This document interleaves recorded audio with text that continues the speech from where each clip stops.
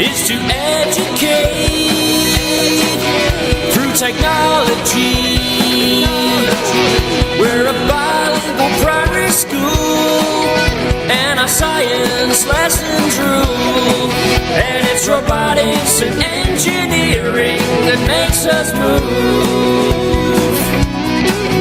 With the best educational tools, we know that modern the future rules. And in this primary school, where we groove, we improve.